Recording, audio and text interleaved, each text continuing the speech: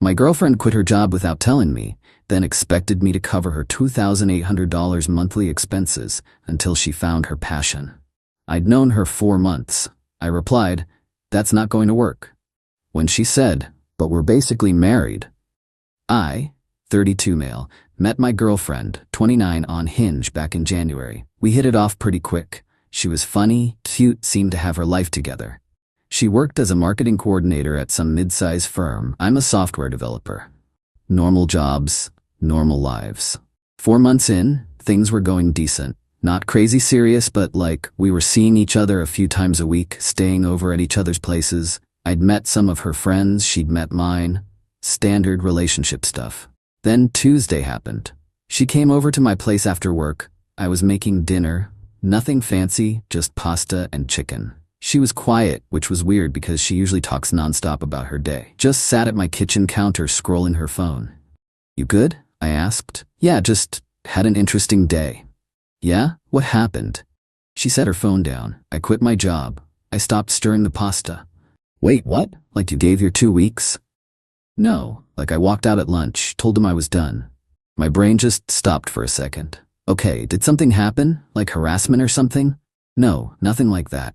I just wasn't happy. It wasn't fulfilling me, you know? I was miserable going in every day.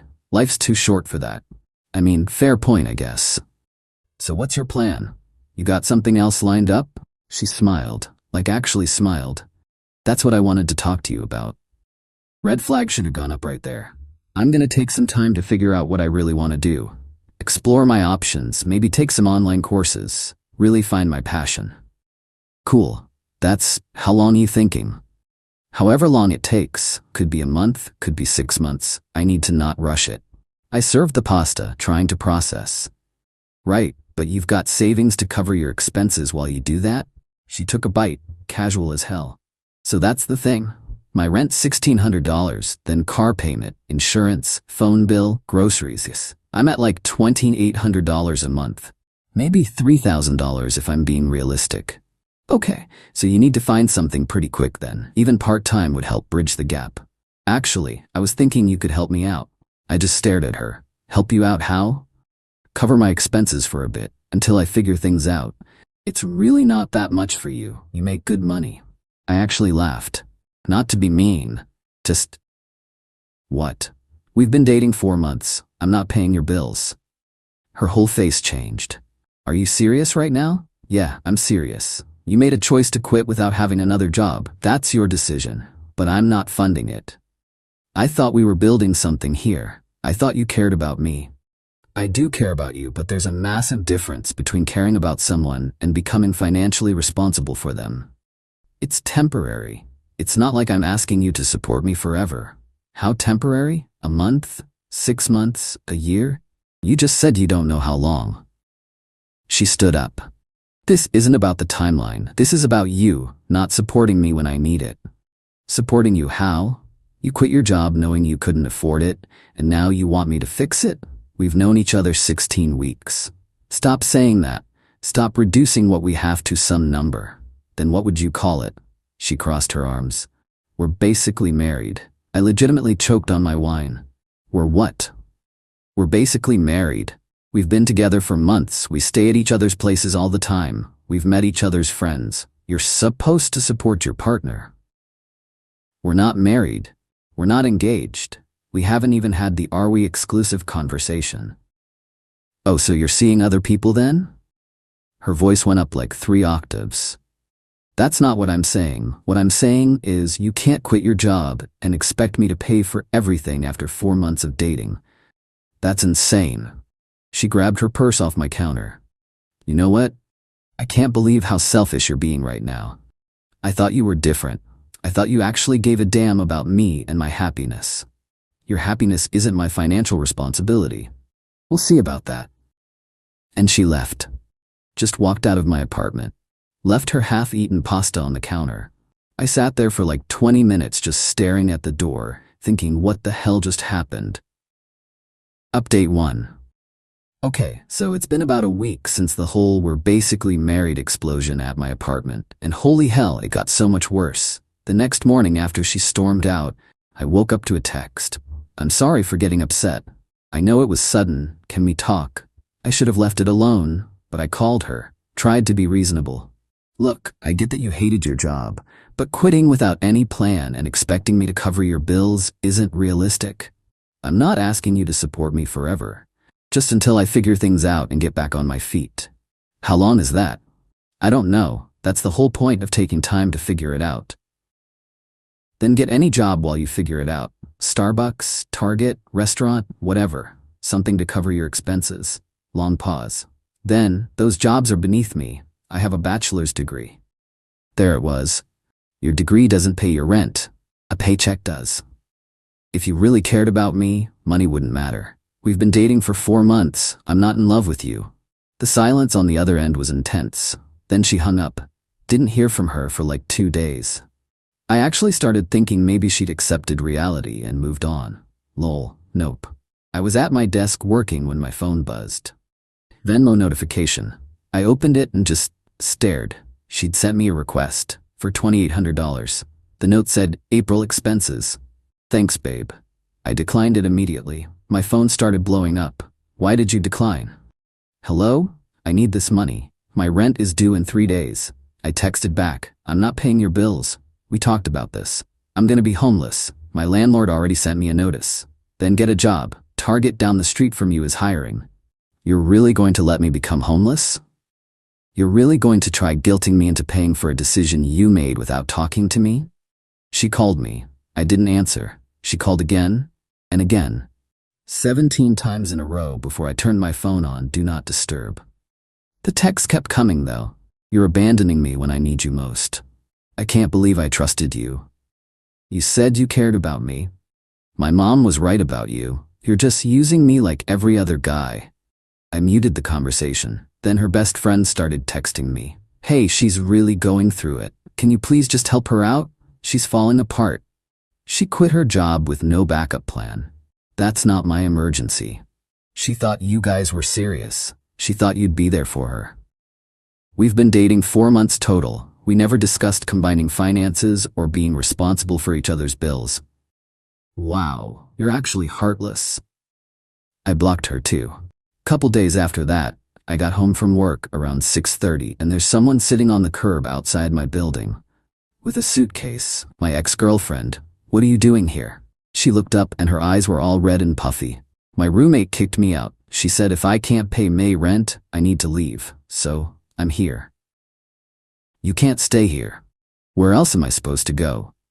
Your mom's place, a friend's couch, a hostel. I don't know, but you're not staying with me. My mom lives in Arizona. My friends are all busy with their own lives. You're my boyfriend. You're supposed to help me. I'm not your boyfriend anymore. We're done. Her jaw literally dropped. You're breaking up with me because I need help? I'm breaking up with you because you made a huge financial decision expecting me to bail you out, and now you're showing up at my apartment with a suitcase after 16 weeks of dating. This is not normal behavior. I have nowhere else to go. She started full-on sobbing, loud, ugly crying right there on the sidewalk. An older lady walking her dog gave me this disgusted look. Perfect. You have options. You're just refusing to take them because you want me to be your solution. I'm not doing it. Please. Just a few nights, just until I figure something out. And here's where I screwed up. The crying, the suitcase, the whole helpless act, I caved a little. 3 days, you sleep on the couch, and you spend those 3 days applying to every job you can find and figuring out your next move. The tears stopped pretty much instantly. Thank you, baby. I knew you still cared. That should have been my sign to backtrack immediately. That first night she ordered Thai delivery, like $50 worth. Can you get this? I'll pay you back when I'm working again. No. You're broke, remember? Make something from the kitchen, or order something cheap. She looked at me like I'd suggested she eat out of a dumpster. Ended up making ramen with this massive attitude about it. Next morning I left for work early. Texted her, job applications today, serious ones. Got home that evening around 6. She's on my couch, wearing my hoodie, eating my expensive chips, watching Netflix. How'd the job hunt go? Good. I applied to a bunch of places. Yeah? Which ones? Just some marketing coordinator positions, similar to what I was doing. Show me. What? Show me your applications. She got all defensive. Why do I have to prove it to you? Because you're staying in my apartment for free. Show me. She pulled out her laptop real slow, opened it up. I looked over her shoulder. No job sites, no applications, just Netflix history and Instagram. You didn't apply to anything. I was doing research first. I need to make sure the companies align with my values. Pack your stuff. You're leaving. What? It's almost 7 p.m. Where am I supposed to go? Not my problem anymore. The deal was you spend these days finding a job and a place. You spent it on my couch lying to me. She tried crying again. Full waterworks. I just stood there with my arms crossed waiting for her to finish. When she realized it wasn't working, she started packing. Moving super slow, glancing at me every few seconds like I was gonna change my mind. I didn't. At the door, she tried one more time. You're really gonna throw me out, with nowhere to go? You threw yourself out when you lied to me. Every choice that got you here was yours. I'll never forgive you for this. Okay. She left. I locked the door behind her, changed my Netflix password and checked to make sure nothing was missing from my apartment. An hour later, unknown number. This is her mother. You should be ashamed of yourself. Treating my daughter like garbage, she loved you and this is how you repay her? Blocked. My buddy came over with a 6-pack. Dude, you dodged a tactical nuke. Yep, update 2. It's been like 3 weeks since I kicked her out and I genuinely thought it was over. I was wrong. So wrong. First couple days after, I kept getting texts from random numbers. Different phones, texting apps, burner numbers, all the same guilt trip stuff. You destroyed my life. I lost everything because of you. You led me on and abandoned me. You owe me. I didn't respond to any of them. Just screenshot everything and saved it in a folder. Then she went nuclear. I got home from work on a Wednesday, and there's 2 cops at my building entrance. Talking to my doorman. They see me and walk over. Are you my name? My stomach dropped. Yeah, that's me. We need to talk to you about a report filed by your ex-girlfriend. They came up to my apartment. I was trying to stay calm, but internally freaking out.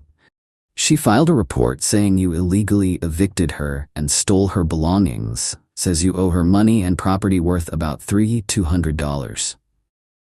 Officers, she was never a tenant here. She's not on my lease, never paid rent. She stayed here 3 days as a guest after she lost her housing. I asked her to leave. She did. I don't have any of her stuff. Can we look around? Absolutely. They walked through my whole apartment, checked closets, drawers, everything. Found nothing, because there was nothing to find. She also says you promised to support her financially and then went back on it. We dated for 4 months. She quit her job without telling me and expected me to pay her bills. I said no, that's not illegal. The older cop sighed. No sir, it's not. Do you have any documentation of the timeline? I pulled up my texts, showed them everything. When she told me she quit, the Venmo request, her showing up with a suitcase, all of it. All right, we're marking this as unfounded, but keep those messages. If she escalates, you might need a restraining order. She's escalating. Filing false reports is escalating. Watch yourself. They left. I immediately called my brother who works as a paralegal. He told me to document absolutely everything from this point forward. Good timing, because 2 days later my building doorman called me. Hey man, your ex-girlfriend is in the lobby. She's demanding to come up, saying she lives here. She doesn't live here. Please don't let her up. She's getting pretty aggressive. Should I call the cops? Yes. He did. They showed up and escorted her off the property. I went down to the management office the next morning and filed a trespass notice. She's officially banned from my building now. Then it got even more unhinged. My boss called me into his office randomly on a Thursday.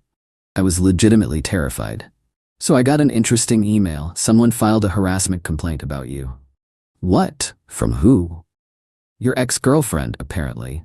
Says you're creating a hostile environment for women and that you're misogynistic and abusive. I just sat there.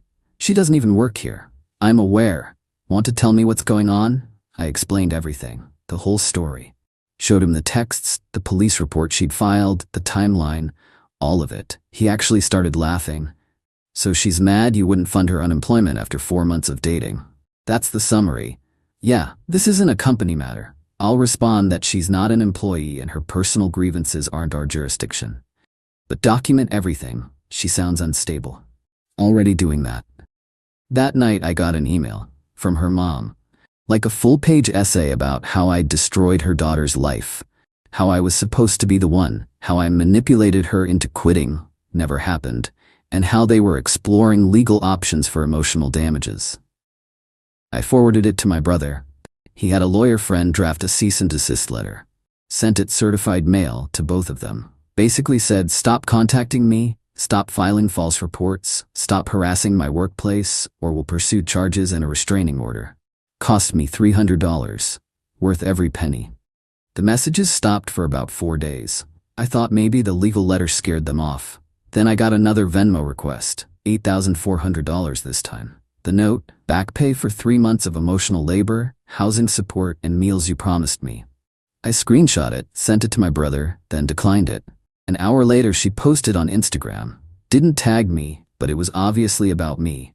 When you give someone everything and they throw you away like trash, when you trust someone and they show their true colors, I'll never make this mistake again. To everyone asking, I'm okay. Barely. But I'll survive this betrayal. The comments were split. Half her friends going, you deserve better, queen. The other half, people who apparently knew the real story, going, girl, you quit your job and expected him to pay for it after 4 months, that's on you. She deleted it within an hour, but my buddy screenshot it and sent it to me. Started getting texts from mutual acquaintances. Heard what happened with you guys. She's telling people you were financially abusive. Let her, anyone who actually knows me, knows that's BS. But I made a Google Drive folder anyway. Put every screenshot, every text, every email, the police reports, the cease and desist, everything. Labeled it evidence. Just in case she tried to publicly destroy my reputation. Last week she showed up at the coffee shop I go to every morning. I was in line and she walked in, saw me, and completely lost it. There he is, the guy who ruined my life. Everyone turned and stared. I kept my voice calm. I'm not talking to you. You can't even face what you did. You promised you'd support me. I never promised anything. You made your choices. I'm not discussing this. The barista stepped in. Ma'am, you need to leave or I'm calling the police. He emotionally abused me. He owes me money. Ma'am, fine. Everyone here should know what kind of person he is. She stormed out. I apologized to the barista, who was super cool. Your ex? Yeah. Yikes, she seems intense. That's putting it mildly. I filed another police report for that incident. The cop who took it said, you need to get a restraining order. This is escalating. I know, I'm working on it.